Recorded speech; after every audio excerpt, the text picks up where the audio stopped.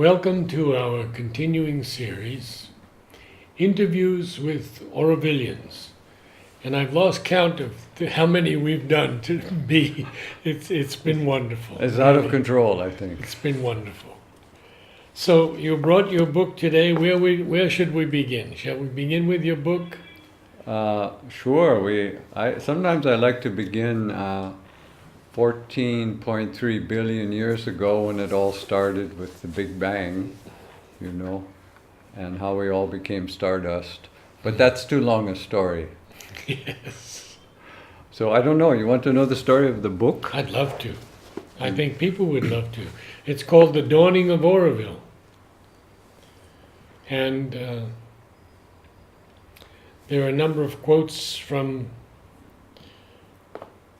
relevant people, interesting people, on the back of the cover.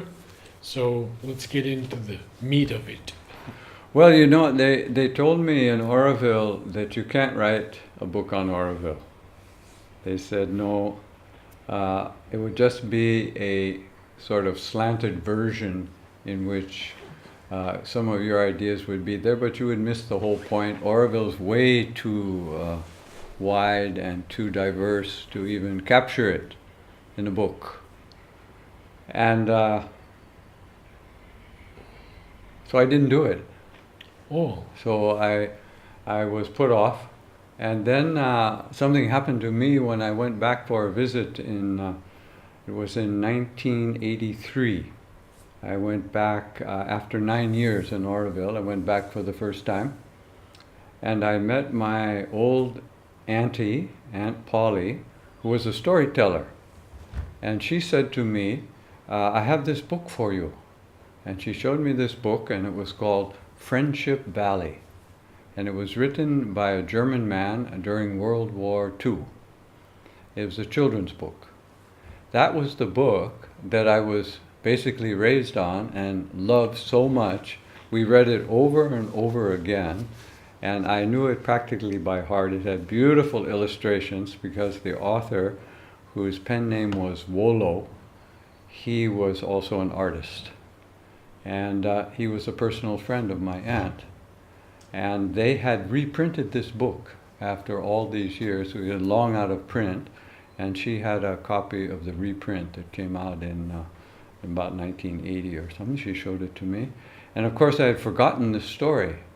So immediately I looked at it and I started reading the book, and all of a sudden I realized, oh my God, I was programmed for Auroville.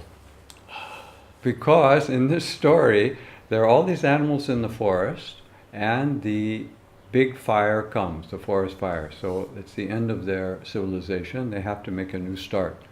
So how to get out of the forest and survive? They have to build a raft and put it on the river and float out of the forest. But they can't get the cooperation on how to make the raft. So all these animals are quarreling, the woodchuck and the badger and everything.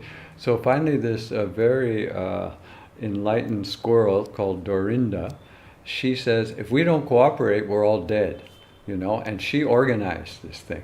So she got everybody on the raft and everything just in time. They're going out, and the forest is crashing in, and they just make it out of the forest on the river into the unknown. But they come to a lake where there is a little island and a very big tree with huge roots. Oh my gosh. And they settle around this tree under the roots. And I'm thinking, oh my God, this is what I'm doing. Because I left, maybe, I don't know if I told you this story about my military class in San Francisco in the university. No, you Did I didn't. tell you that story? No. Because that's also a fire. This guy tells me, I'm in enforced reserve officer training corps. You had to take this compulsory. So this guy's giving a course in military history. Is boring me to death. I'm looking out the window. So he comes down to my ear while I'm not looking, and he yells in my ear. He says, "Wake up and piss, boy! San Francisco's on fire!" And I jumped out of my seat, and but he was right, you see. that whole civilization was crumbling down. This was 1959.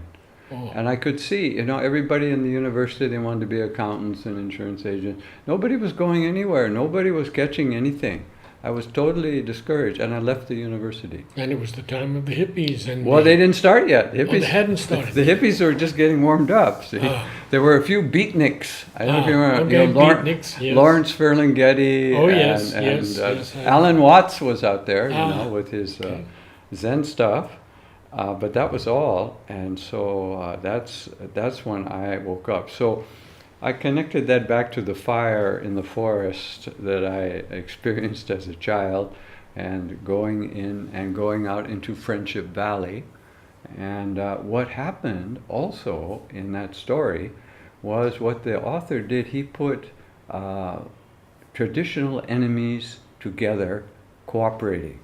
Okay, this is wartime, you know. So he's writing, and he's a German living in San Francisco. So here's this trader rat. He's going around the area with his things on the back, and he's selling to different people, and he comes there. And what had happened when they had gone out from the forest, this mother cat had lost her kitten. And the kitten had, drifted out in the water.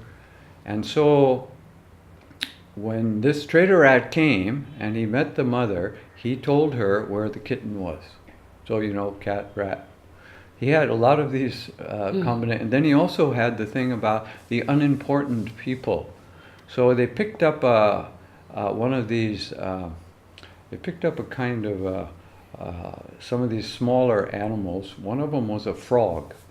And he was trying to get out of the forest. They put the frog on the thing. So when they were living there, everybody had to work and, the farm, and they had put all their, stored all their stuff on this little island, and they locked it up with a key so nobody would. So one day the badger's out there, they're fishing on the lake, and there's a storm, and it falls over, and he loses the key. Key's at the bottom of the lake. So they're all going to starve if they can't get the food out of the storeroom.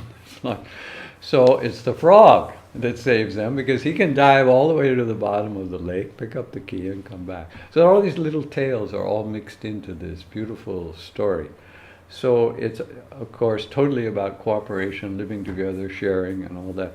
So I realized that was programmed into me. And then I thought, this man could write that story during the war. I can write the story about Aurobindo during the war we had in Aurobindo. You know, all the trouble and all the stuff that happened and all the complexity of it. So then my plan was, it wouldn't be essentially my book. I would gather together things that other people wrote during these different times, and I would put it all together, organize it, and I would, every little bit that was written, I would footnote it with the person who wrote it, and the exact reference. So that's how the book got formulated. And then I enjoyed so much doing it. Of course, we were working all day. We did it in the evening. I was working with Tina. I was living with Tina. And Tina always said, when are you going to finish the book? When are you going to finish the book? Well, it took us a couple of years.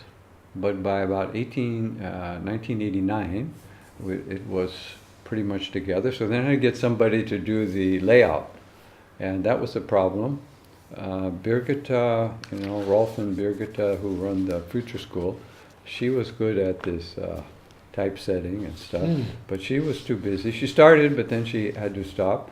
So then I got Anne-Marie to do it. Anne-Marie was doing the typesetting or the layout for Orville Today, Alan's partner. So, but she could only do it when the layout for Orville Today was ready. So some months, it took the whole month, to get that thing ready. So then she did it in her spare time. So there was another long period. Then I wanted to take it to the press. So I go to the press, and Serge is running the press in those days. And Serge says, we're so busy. So he kept putting me off. And then finally he said, next month there's a couple of weeks. You can do it then. Oh, it's fine. So I come. He's not there. He went on holiday. And so then I was able to contact him, and he said, "Oh yeah, you don't need me." He said, "There's I forget who, somebody like Aurobindo is there. He knows how to run the press, but you have to help him. You help him, and you can print your book yourself." And so I thought, "Oh my God, is this possible?" So we did, and had to mix the ink. See, so we're mixing the ink, and I'm trying to get this color of the Auroville soil. See, but I think inside it's a little too faint. It should have been slightly darker. But our Mugam and I are mixing the ink and pouring it in the machine, and then we took a couple of test sheets and printed the whole thing ourselves. And then Olivier, he did the cover, and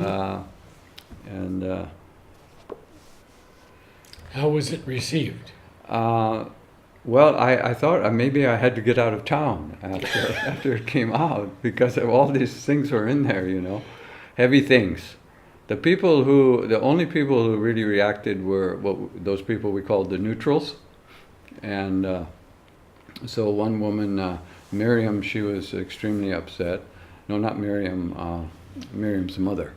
She was very upset. So she called me and she said, "This book should never have been printed," and you know, she gave me a big thing. So I said, "But I put in there what the neutrals said about themselves. You can see it. Here it is on page. I made no judgments.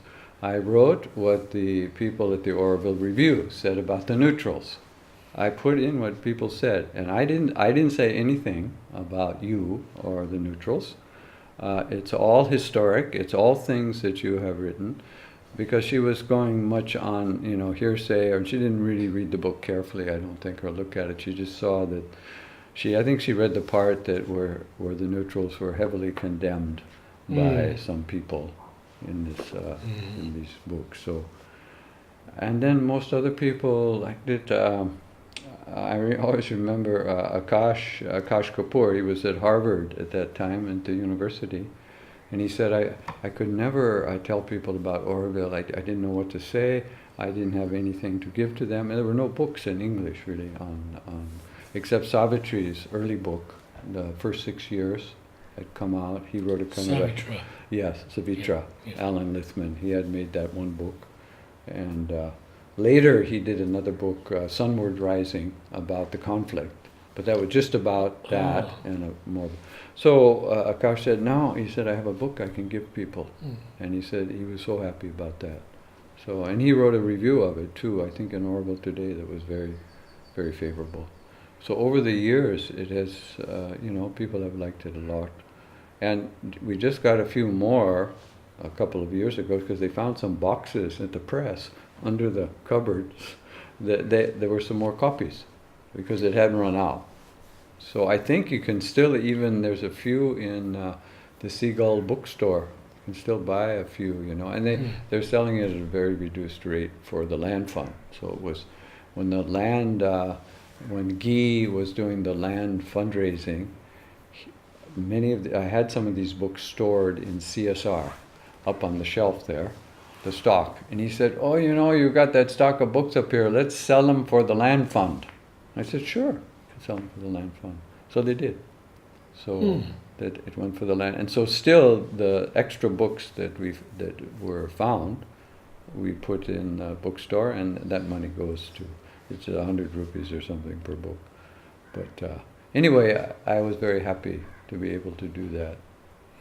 The time of the neutrals was a time when people wanted someone to commit into either camp, Yeah, and the neutrals wouldn't do it. yeah. I value that.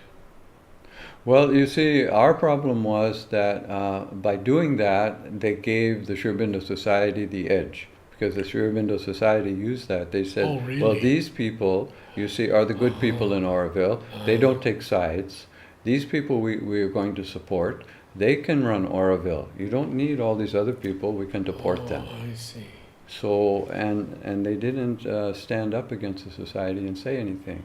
Oh. So that was very painful. There was another group, the Satprem group, right? Well, the Satprem group was more some French people, mostly French, who were around Satprem.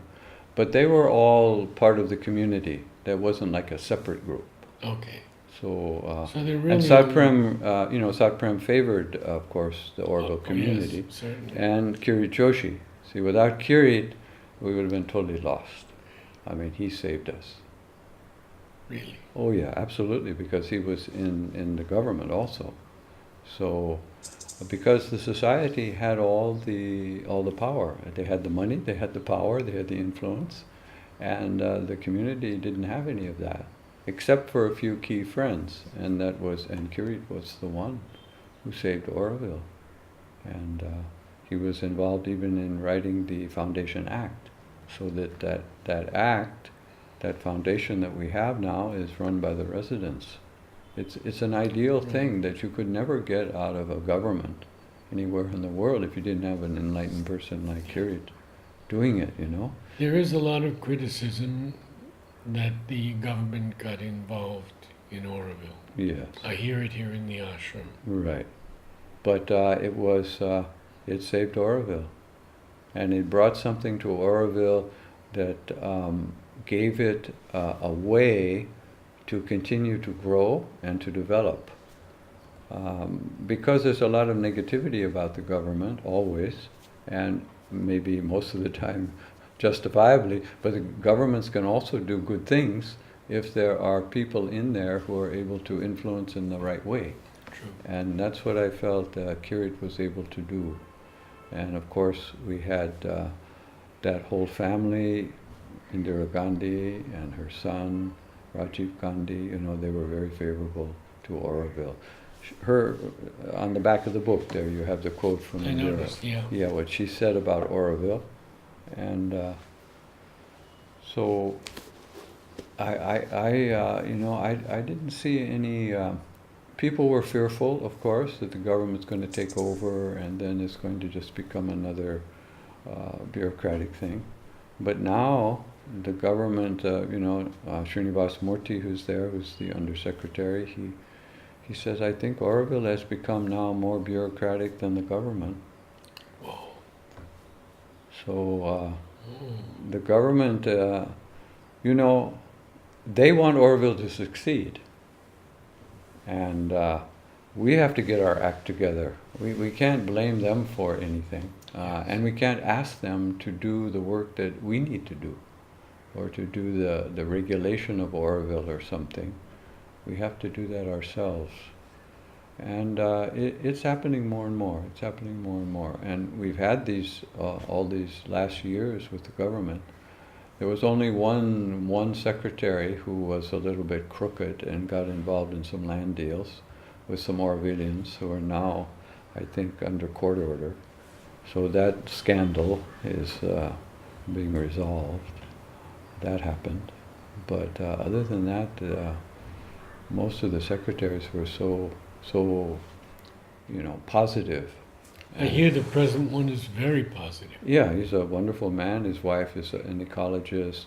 That family is very, very fine. And of course, we've always had Srinivas Murthy as the undersecretary. So he, Yes. and his daughter has become an Aurovillian even. So he is totally connected. So these are good people who. And in other countries it might be different. In India, it's very special for these kind of things, And I think that the government thing, it did save Oroville. There's no two ways about that. There was no other way. Well, did you have a chance to look through my papers? Oh yes, your huge list of all the Orovillians. Well, I don't. It's hard to know even where to start. We had mentioned Huta, because Huta had such a special role vis-a-vis Oroville, in my view, because she, kept encouraging the mother about Matri Mandir, and gave the first money, and also she had that strong connection with Savitri. So the mother had her, making those drawings of Savitri, and what Huta did, she recorded what Mother explained to her about Savitri, And she has those books about Savitri, they're called. So on one page you have the text of Savitri. Next page you have what the mother said about it. Then you have the painting. So you've got that whole record, which would never have happened without Huta, being there, and Mother gave her so much attention. And when she first did the paintings, Huta called me from Aurobindo. Somebody gave her my name. So I came to see her, and she could be a little feisty at times, So I came to her house. She was up on the balcony there. She looked out and she saw me down there. She says, "Who are you? What are you doing here? Why are you bothering me now?" And she started, she gave me a big mouth, really yelling. And I said, "Well, I think you have invited me. You called me to come. You wanted me to do some photographs for Savitri." Oh, you're that guy. Okay. You can come in. So she was so worried about her paintings, because she thought people would steal them, and they would use them for as brands on soaps and all of that. And she was a little. So she had them all locked up down in Golconda, in the basement, and nobody could. And so she said, but then, maybe one of the paintings is going to get spoiled. Maybe a rat would eat it, or, anything could happen.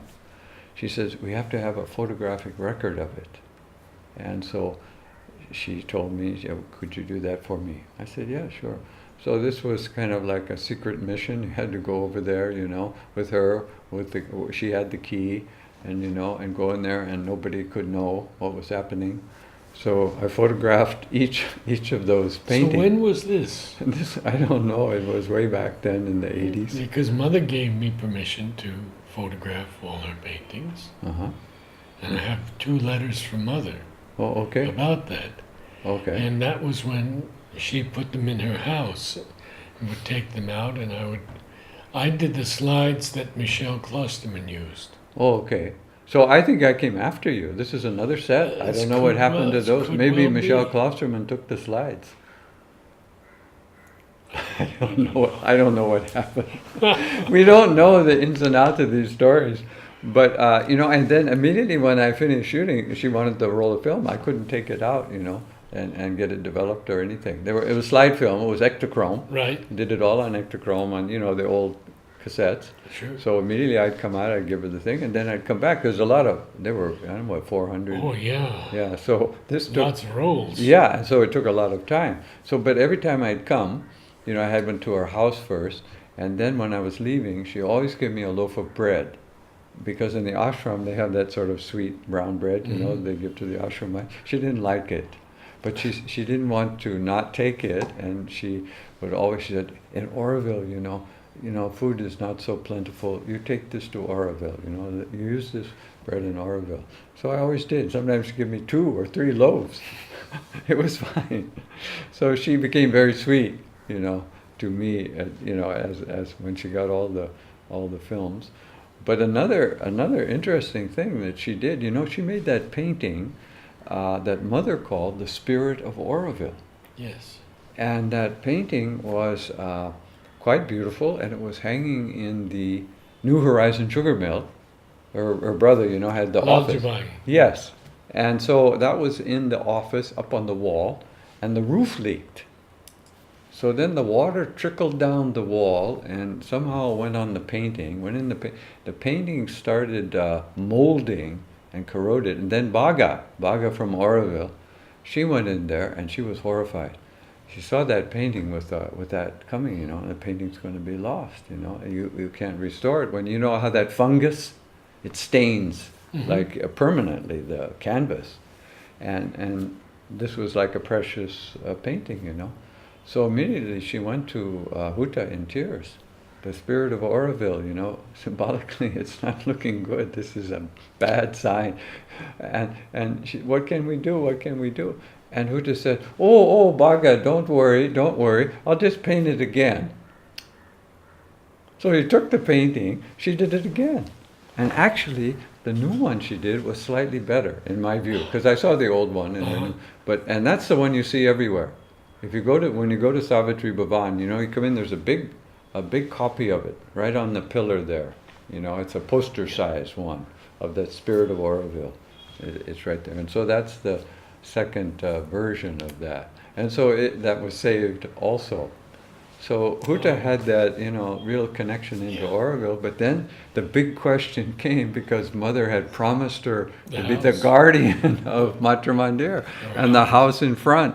So then all Roger Anger and all the planners and the landscape people, where are we going to put Huta's house? How are we going to integrate it into the plan? It was this question. And so Huta, very graciously, as the years went by, and it was very clear that there wasn't a place to have her house right in front of Matre Mandir, she, let go of her claim and said, no, that was, for that time, and it's obvious we don't do that now. So I thought that was, good of her to do that, because these things can get kind of nasty sometimes, how it goes. Well, she had all that correspondence with Mother. Yeah. She had it all, and then she wrote that nice book, about Matre Mandir and all these things. So that she, that legacy all came to Auroville, but those little quotations of the Mother that she herself tape recorded, that Huta recorded of the Mother, are extremely valuable, because the first line of Savitri, it was the hour before the gods awoke. So what does that mean? The Mother explained it from an occult point of view, because commentators, they would never get what Mother said, about the beings that came and all of that. It's a beautiful thing. And then all through you have these things, because a lot of people have commented on Savitri, but the Mother, she said so many things about it that are, how powerful it is and all that, and that we can count on. And see, for me, how do we keep that contact with the Mother, for the building of Auroville and all that? That came through Kirit. I think that came through Kirit, because he was the one, as we just said, about the architect of the foundation, of the government involvement in a way that would be positive and in the control of the people there. But he also conveyed the spirit of the Mother how she worked. Because he told all his stories. He made those nice films. I think you've seen those, where he, just before he passed away, he made about 3 or 4 films, and he talked about how the Mother worked and how she was so, the kindness and the direct transmission of what needed to be done. He would have all these questions, and he would go to there, and she would just, without any rush, without any problem, every single thing. And then he said later, you just have to go inside, and the Mother is there, because the Mother has not stopped building Auroville, and people can make that inner contact and know what to do. So that's so extremely valuable in this time when a lot of new people are coming. They never heard of the Mother, or they never heard. But if you watch those films of Kirit, he can give you that sense of what we need to do to build Auroville, and how Mother is still absolutely directly working through all the people, whether they know it or not. And she even said that, it doesn't matter too much, they're all puppets in the hands of the divine, and we can laugh about some of the mistakes. Other mistakes are hard to laugh about, but that's I'm glad you spoke about Huta. Yeah. She was a very good friend.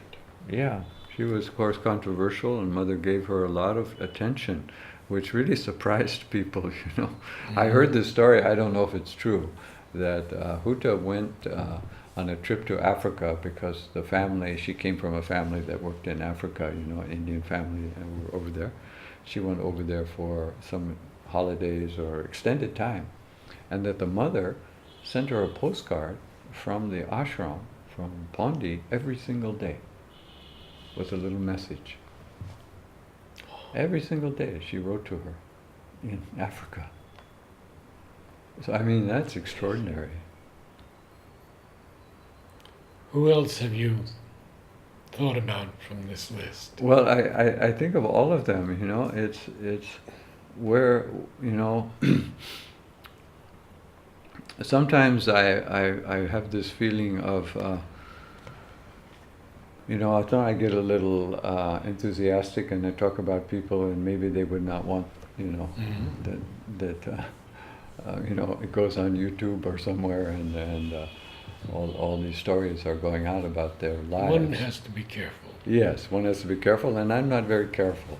I always say things, just as they come to me, and sometimes people have told me, no, you can't. You shouldn't have said that. But Mother emphasized frankness. Frankness and the truth, and all of these, all of those things are there. But yeah, I mean, I'm just, the gardens, of course, are the big thing that are coming now. And I was there just yesterday, and Jyoti was there, Japanese Jyoti, and they're taking a survey of everyone about, what do you think about the garden so far? What do you think it should be? So they're talking about the new gardens of light and power and these next 4, and what do you think? And so they're really making an effort to. But I like the gardens as they are so far, and of course they will continually change. The new team is there. I feel that something comes through from the gardens and from the Matra Mandir that's a little bit hard to express. What happened to me the other day, there was, because I take these visitors in and then afterward they tell me things about what happened in the chamber, what happened to them, how their lives changed, and people come out in tears and all these things, and what they felt. And then one man was trying to express how the silence, the level of silence. This man said, I've been in many temples around the world, and I've been in many churches, cathedrals, and you can feel the silence. He says, you can feel the silence, and you can feel the atmosphere. But when I was in the Matra Mandir, it went another level, deeper. And he said, I don't know how to talk about that. Then there was another man sitting behind him, and he said, yes, I know what you're talking about. He said, because when I was in there, he said, I was in the mother's room. I felt the room of the mother in there. And this man turned to him and said, you got it. So, and then the vibratory field, you see, that's there, the ley lines, the Vastu, the Feng Shui, the sacred geometry, the ancient marble, all of those stones are vibrating, and you're concentrated in there with the sun ray. I mean, people, even people who have no idea about.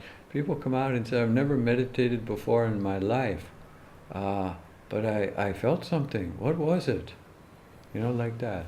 They just get it. So with that force continuing, and I would say even accelerating, especially when you have all those gardens. Supposing somebody comes there, they walk through the first 3 gardens. They get to Satchitananda. And then they go in one of the petals, say they go in gratitude. Then they go in the chamber. I don't think that their life cannot help but change. Something, they're going to be affected. Yes. I think because the energetics, the mind is one thing, but since we're energetic beings, I think we're starting to understand that more. And science is, of course, verified all that. We're all energy and how we're all connected. So we're all connected together with the chair and with all matter. All matter is sacred.